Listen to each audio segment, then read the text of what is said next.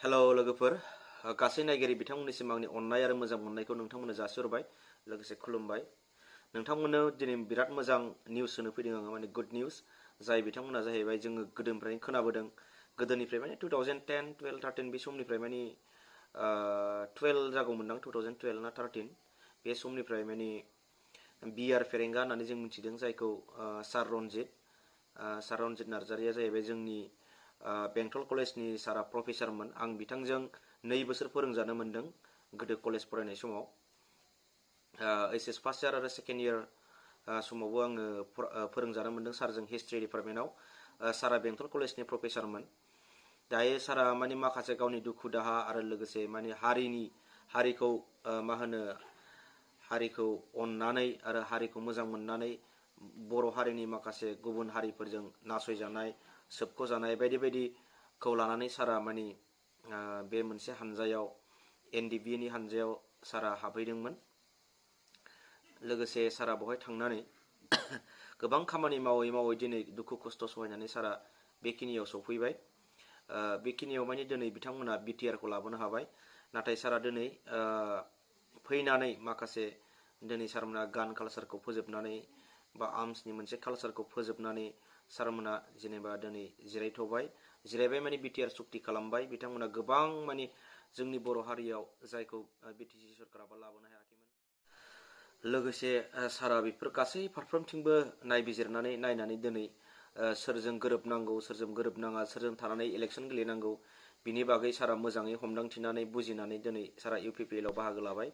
दिनैनि दिनाव नोंथांमोना नायलांबानो नुगोन सारा गोसो आरो गुदुंजों। आं सानखादोंमोन सिगांनिफ्राय खोनादोंमोन माने NDBS माने BPF जों बाहागो लासिगोन बायदि बायदि निउसाव खोनादोंमोन।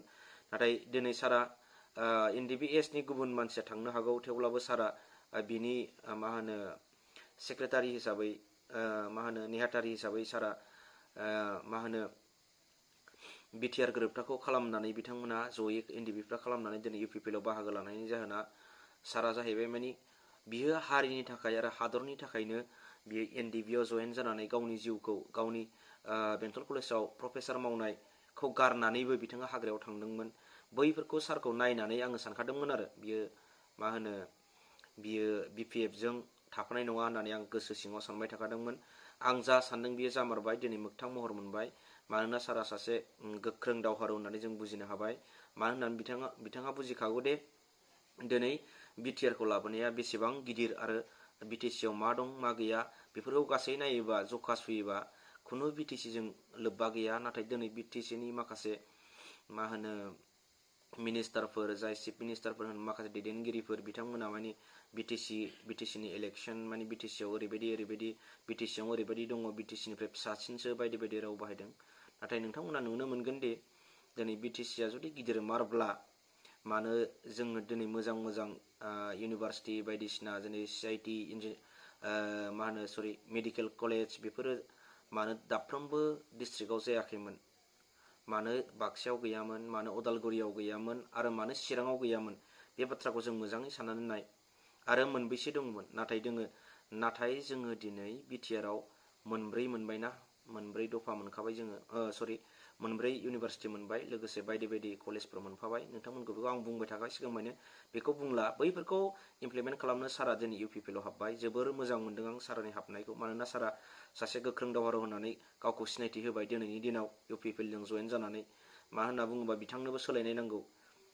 नाथाय दिनै जुदि सोरबा NDB नि हानजाया BPF जों जुदि नांफानानै थायोब्ला बिथांमोनखौ बुजिनो हाबायदि बिथांमोना माने माखासे हारिनि थै गैया होननानै जों बुजिनांगोन दिनै। मानो होननानै बुङोबा गोबां मानसियाबो फेसबुक बायदि बायदियाव लिरदों। मानो होनना बुङोबा दिनै सोलायनाय लाबोनांगौ।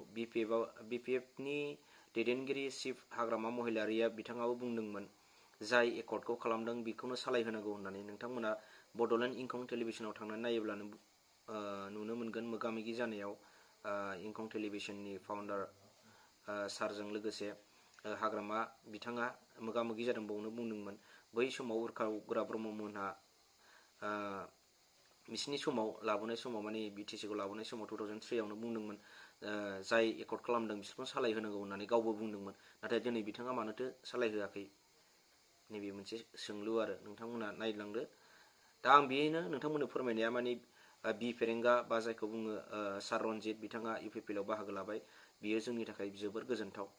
नोंथांमोना मा सानो कमेन्टआव फोरमायहर अननानै प्लिज। दिनैनि भिडिअआ बेखिनियानोसै, बाय बाय।